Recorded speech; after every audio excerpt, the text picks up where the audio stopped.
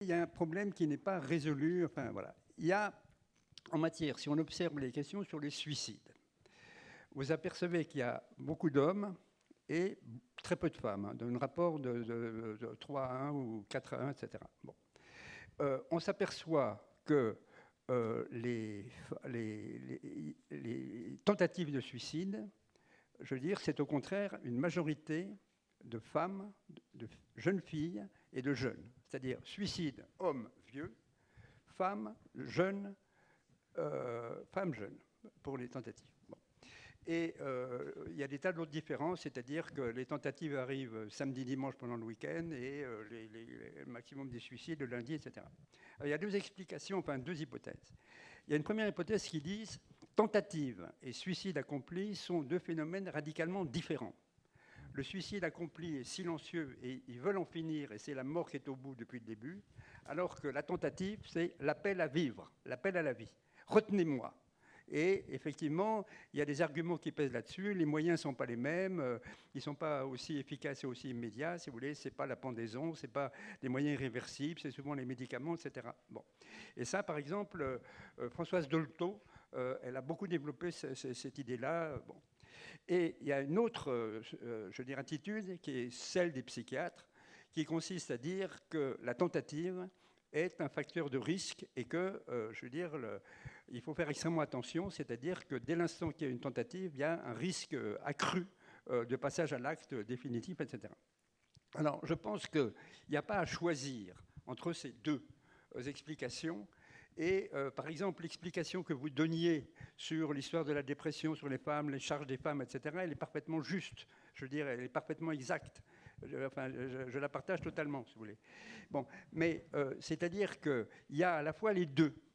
Et que ce n'est pas nécessairement dans les tentatives, si vous voulez, les mêmes populations. C'est-à-dire que la difficulté pour la prévention, c'est de distinguer, je veux dire, ce qui est uniquement un appel à la vie, un appel au lien social, retenez-moi sinon je fais un malheur, etc., je veux dire, une volonté de se donner la mort.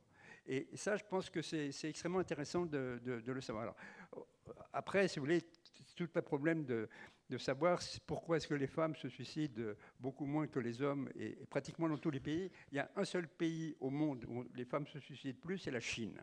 Bon, ça, c'est sûr. Mais bon, ça pose des tas de problèmes, il y a des tas d'hypothèses possibles, mais je ne veux pas intervenir trop longtemps. Peut-être un point, alors je vais rester dans mon domaine de compétence, donc pas sur l'explication des causes de suicide ou de tentative de suicide, mais plutôt sur l'enjeu de la pauvreté comme facteur de risque peut-être, mais en tout cas une réalité de pauvreté. Vous savez qu'en particulier au Secours catholique, on publie un rapport chaque année sur l'évolution de la pauvreté telle qu'on la voit, à partir de nos lieux d'accueil et des personnes qui viennent faire appel à nous. Et donc, très clairement, en particulier les femmes avec enfants, les familles monoparentales dont la responsabilité pèse sur les femmes, sont parmi les catégories les plus atteintes par la pauvreté, avec des charges extrêmement lourdes, une charge mentale aussi extrêmement forte. Et c'est particulièrement vrai de la catégorie des jeunes actifs. Donc adultes, pleinement dans la vie, avec un travail ou pas, mais en tout cas dans un âge, disons, de 25 à 40 ans. Cette catégorie-là est particulièrement touchée par la pauvreté et donc par aussi les difficultés de mener différents enjeux, en particulier avec des enfants, qu'il faut préserver au maximum des conséquences de la pauvreté.